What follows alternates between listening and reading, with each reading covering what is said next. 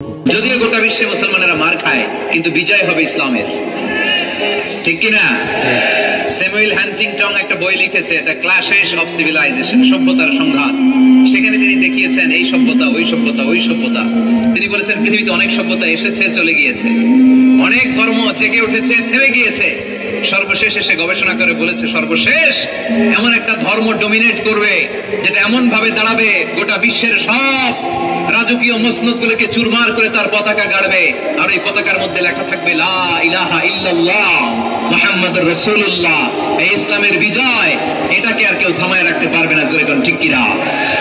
গোটা বিশ্বে সবচেয়ে বেশি নির্যাতিত মুসলমানেরা, ঠিক কিনা? কাশ্মীরে মাইর খায় কে? মুসলমান। ফিলিস্তিনে মাইর খায় মুসলমান। ইরাকে মার খায়, তারপরে মায়ানমারে মার খায়, বাংলাদেশেও মার খায়, চীনের উইঘরে মার খায়। গোটা বিশ্বে মুসলমানেরা মার খায়, কিন্তু সব ধর্মের লোকেরা তাদের ধর্ম রেখে দিয়ে ইসলাম ধর্মের ভেতরে ঢুকে যাচ্ছে। সুবহানাল্লাহ। ইউরোপ আমেরিকাতে এর ধারাবাহিকতা বাড়ছে, প্রতিনিয়ত কালিমা পড়ে লোকজন মুসলমান হচ্ছে। যুবক যুবক ছেলেরা এখন টাকটুর নিচে আর কাপড় পরে না, উপরে কাপড় পরে।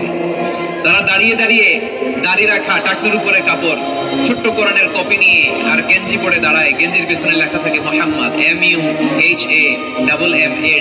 কি হয়? মোহাম্মদ। তাদের পিছনে, সবার গেঞ্জির পিছনে মোহাম্মদ দেখে খ্রিস্টানদের এই নাম মুখস্থ হয়ে গেছে। খোদ ইউরোপে নাকি বর্তমানে সবচেয়ে জনপ্রিয় নামের তালিকায় রয়েছে মোহাম্মদ। সবচেয়ে জনপ্রিয় ফেমাস নামের তালিকায় এখন ইউরোপে খোদ খ্রিস্টানদের রাজ্যে মোহাম্মদ নামটা সবচেয়ে জনপ্রিয় হয়েছে। গেঞ্জির পিছনে মোহাম্মদ নাম দেখে তাদের কৌতূহল। ঘটনা কি? ছেলেরা ভালো ভালো কাজ করে, রাস্তায় ময়লা থাকে, ময়লা ক্লিন করে, কিন্তু কারোর সাথে কথাবার্তা বলে না। গেঞ্জির পিছনে লেখা মোহাম্মদ। তারা বাড়িতে যে গুগল সার্চ ইঞ্জিনে লেখে যে দেখি তো এটা কি, MUHAMMAD। ইন্টারনেটে গুগল সার্চে যখন তারা মোহাম্মদ লেখে, তখন ইন্টারনেটে বিষ্ণু ঈসা ইসলামের জীবনী চলে আসে। তারা অবাক হয়ে জীবনী পড়তে থাকে। অনেকে পড়তে পড়তে চোখের পানি ছেড়ে অস্ত্র বিসর্জন করে। যাদের নসিব ভালো, অনেকে কালিমা পড়ে মুসলমান হয়ে যায়। ইউরোপে যদি এরকম গণজোয়ার তৈরি হয়, তাহলে এটাই প্রমাণ করে ইসলামের বিজয়কে কোনো অপশক্তি ঠেকিয়ে রাখতে পারবে না। খ্রিস্টানরা যেখানে যে নামাজ পড়ে, ওটারে কি বলে জানেন? গির্জা। ইংরেজিতে বলে চার্চ। এই ইউরোপ আমেরিকাতে ওরা ওদের চার্চ বা গির্জাগুলো বিক্রি করে দিচ্ছে। এর কারণ, মাসেও একজন আসে না, কথা কয় না। আমরা 5 ওয়াক্ত পড়ি, 3 ওয়াক্ত পড়ি, 2 ওয়াক্ত পড়ি, সপ্তাহে তো হাজিরা নেই, কথা বলেন। কি বার? এই শুক্রবার বা জুমাবারে হাজিরাটা তো দেই। ওদের মাসের পর মাস যদি কোনো মুসলিম নাই, খালি ফাদাররা বসে বসে ওখানে পড়তেছে, help us Jesus the son of God, ও গডের ছেলে ঈসা আমগরে বাঁচাও, ও গডের গোলা ঈসা আমগরে বাঁচাও। এই জিকির করতে থাকে। মাগার কোন খ্রিস্টান ওদের ইবাদত গাহে ঢুকে বছরেও একদিন যায় না। তো এই গির্জা দিয়ে ওরা কি করবে? সবাই মিলে এক কাম করে এটা পয়সা দেই, মুসলমানদেরকে পাইছি শুধু কম দামে কিনে এটার মসজিদ বানিয়ে দেয়। সুবহানাল্লাহ। এত আসতে গোটা ইউরোপ আমেরিকার চার্চ গুলো নাও ইটস চেঞ্জিং টু মস্ক। গির্জা থেকে এটা এখন মসজিদ হইতে শুরু করছে। আমাদের সুইজারল্যান্ডে মুসলিম কমিউনিটি আছে, জার্মানিতে আছে, অস্ট্রিয়ায় অনেক বাংলাদেশি, ইটালি আরেক বাংলাদেশ। ইটালিতে প্রোগ্রামের জন্য কমসে কম 50টা প্রোগ্রাম চেয়েছে আমার কাছে, যে হুজুর আপনি যদি আসেন 1 মাসের কমে আইসেন না, তাইলে খবর আছে আপনার। বাংলাদেশের নাকি যত থানা, ইটালিতে ততটা সমিতি আছে। যতগুলো থানা ততগুলো সমিতি, ততগুলো অর্গানাইজেশন। সবাই আমারে ধরে রাখছে, আপনার ইউরোপ সফর করলে ইটালি না আসলে খবর আছে। তো ওখানে এই যখন খ্রিস্টানরা ওদের ইবাদত গাহে যায় না, কম দামে এরা বেচে দেয়, আর এগুলোরে মুসলমানরা পলিশ করে একটা মিনার লাগাই দিয়ে মসজিদ বানায় ফেলে। প্রতিনিয়ত সেখানে আজান হচ্ছে, আল্লাহর ধ্বনি উচ্চারিত হচ্ছে, ইসলামিক সেন্টার হচ্ছে। স্ট্রিট দাওয়া মানে রাস্তায় দাঁড়িয়ে ইয়াং যুবক ছেলেরা দাওয়ার কাজ করে। এখন গণজাগরণ যুবকদের, তাদের কথায় মানুষ আকৃষ্ট হয় বেশি, ঠিক কিনা? রাসূল সাল্লাল্লাহু আলাইহি ওয়াসাল্লাম বলেছেন, আরব দেশে কেউ যদি লাল কপালওয়ালা উট পায়, তার চেয়ে দামি জিনিস আর হয় না। আমরা বর্তমানে কি পাইলে খুশি? কেউ হয়তো BMW পেলে সবচেয়ে খুশি, 1 কোটি টাকার বান্ডিল দিলে খুশি, ডুপ্লেক্স একটা বাড়ি দিয়ে দিলে খুশি, তাই না? তো আরব দেশে এগুলো পাইলে তারা বেশি খুশি হতো না, তারা লাল কপালওয়ালা উট পেলে খুশি হতো বেশি। বিষ্ণু ঈসা ইসলাম বলেন, তোমার কারণে যদি কেউ অন্য ধর্ম থেকে ইসলামে আসে জাহান্নাম থেকে জান্নাতি হতে পারে, লাল কপালের উট পেলে তোমার যত খুশি হওয়া উচিত তার চেয়ে তুমি বেশি খুশি হয়ে যাবা। এজন্য আমাদের দাওয়াতি কাজ বাড়ানোর দরকার আছে না নাই? উই অল আর দাঈ ইলাল্লাহ, আমরা সবাই দাঈ। দাওয়াতি কাজ আমাদের সবাইকে চালিয়ে যেতে হবে। আমাদের কমিউনিটিতে, আমাদের সমাজে, আমাদের গ্রামে, আমাদের ওয়ার্ক প্লেসে, যে যেই জায়গায় কাজ করি, যে যেই বাজারে ব্যবসা করি, ওইখানে আমার দাওয়াতি কাজ চলবে, ঠিক কি না? আল্লাহর দেয়া ধর্ম, ইসলাম কি বানানো ধর্ম? আমি চাইলেই কি কোরআনের আয়াত চেঞ্জ করতে পারবো?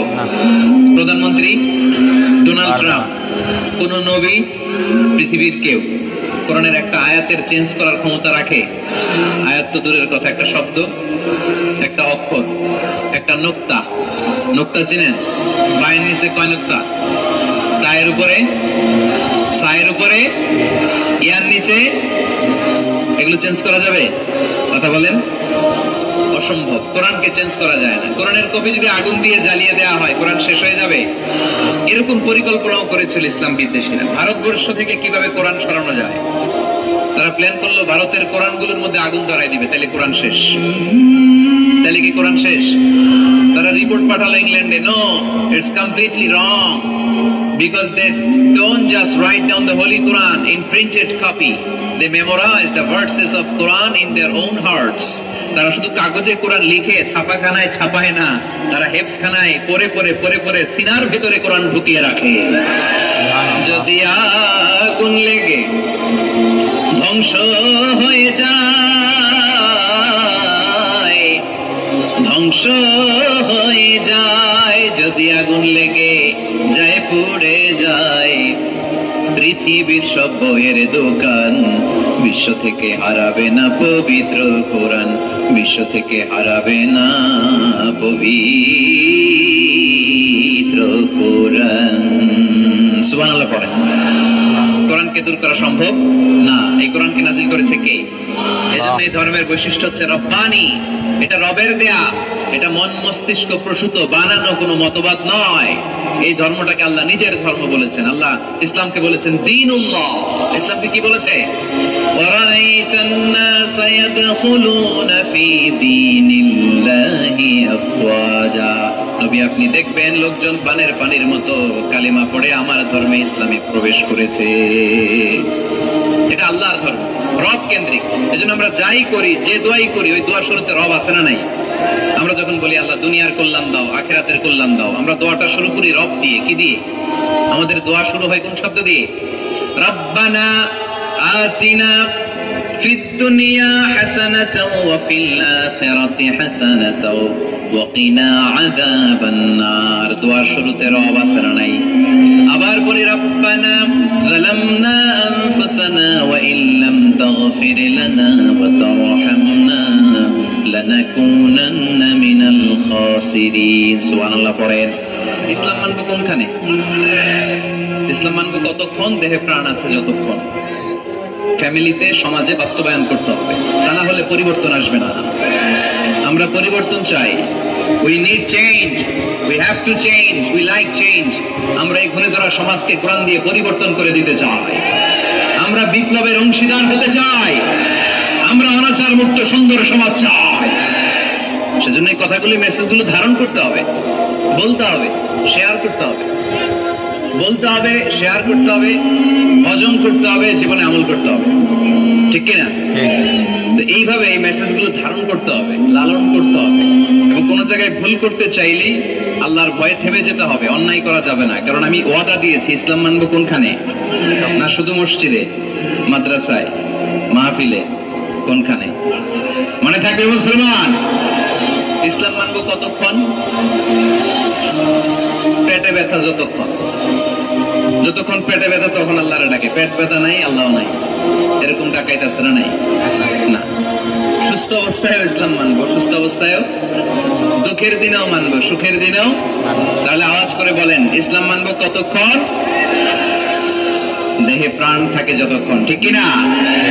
এজন্য রব্বুল আলামিন বলেন ومن يبتغ غير الإسلام دينا فلن يقبل منه وهو في الآخرة من الخاسرين ইসলাম ছাড়া অন্য কোথাও যে শান্তি তালাশ করে, ইসলাম ছাড়া অন্য কোন ধর্ম যে তালাশ করে, তার কোনো কিছুই আল্লাহ কবুল করবে না।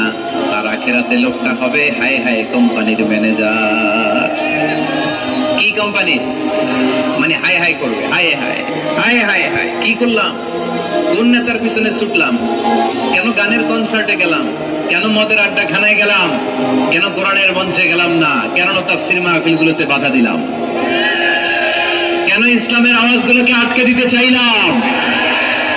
হায় হায় করবে, হায় হায় করবে, আফসোস করবে, কিন্তু সেদিন তাদের আফসোসে কোনো লাভ হবে না। Whoever seeks anything except Islam, that will be not accepted and he will be the loser in akhirah. ইসলাম ছাড়া যে অন্য কিছু তালাশ করে সেটা কবুল হবে না, আর সে হবে লুজার। লুজার মানে যে সব হারাইছে, আর গেইনার মানে যে সব পেয়েছে। আমরা কি লুজার হব না গেইনার? মাশাআল্লাহ, এই তো বুঝতে পেরেছেন, আমরা গেইনার হতে চাই। যারা জান্নাতে ঢুকতে পারে তারাই গেইনার, ঠিক কিনা? আমরা এখানে যেমনি একসাথে বসে গেইনার হয়েছি, জান্নাতেও যেন একসাথে বসতে পারে, আল্লাহ তৌফিক দান করুন।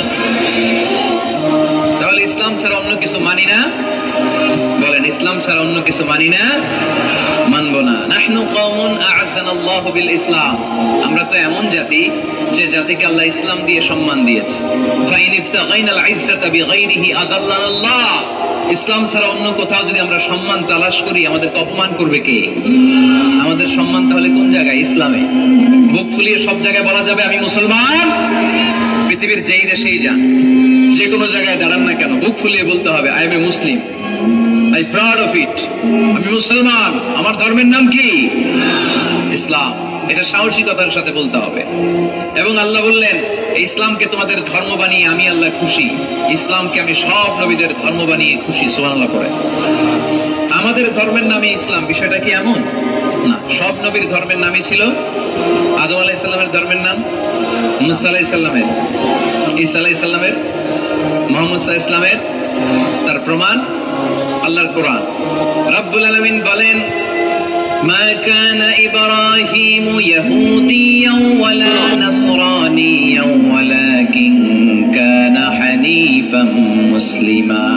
আমার ইব্রাহিম ইহুদি ছিল না, নাসারা ছিল না, আমার ইব্রাহিম ছিল পাক্কা মুসলমান। সুবহানাল্লাহ পড়েন। ইব্রাহিম আলাইহিস সালাম কি ছিল? পাক্কা মুসলমান। তো ওনার ধর্মের নাম যদি ইসলাম না হতো উনি মুসলমান হইতে পারতেন? জোরে বলেন। তার মানে সব নবীদের ধর্মের নাম কি? ইসলাম। কিন্তু মজার ব্যাপার হলো কোন নবীর সময়কালেই আল্লাহ তাআলা ইসলামকে পরিপূর্ণ করেন নাই, করেছেন আমাদের নবীর সময়ে। পড়েন সুবহানাল্লাহ। দিনটা ছিল জুমাবার, আরাফার ময়দান। বিশ্বনবী ভাষণ দিচ্ছেন। ইন দ্য মিন টাইম আল্লাহ তাআলা কালামুল্লাহ মাজিদের আয়াত নাযিল করলেন।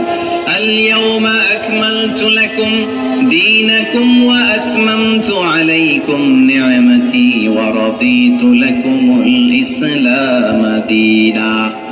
আজ আমি তোমাদের নিয়ামতকে পরিপূর্ণ করলাম, ইসলামকে পরিপূর্ণ করে দিলাম, কমপ্লিট করে দিলাম। ইসলামকে তোমাদের ধর্ম হিসেবে নির্ধারণ করে আমি আল্লাহ খুশি হয়ে গেলাম। সুবহানাল্লাহ পড়ে। ইসলামকে আমাদের ধর্ম বানিয়ে খুশি কে? কিন্তু আমরা তো খুশি না। আমরা খুশি? কথা বলেন।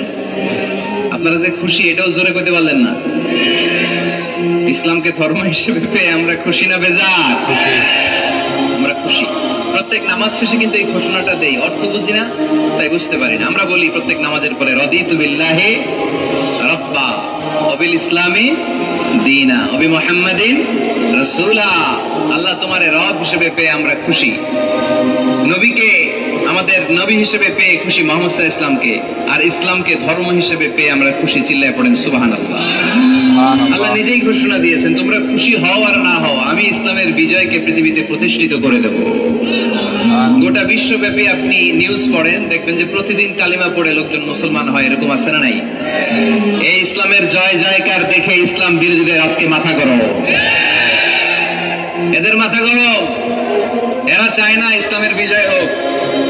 মানুষ পঙ্গপালের মতো ইসলামের দিকে ছুটে চলেছে, ধাবিত হচ্ছে, ঝাঁপিয়ে পড়ছে।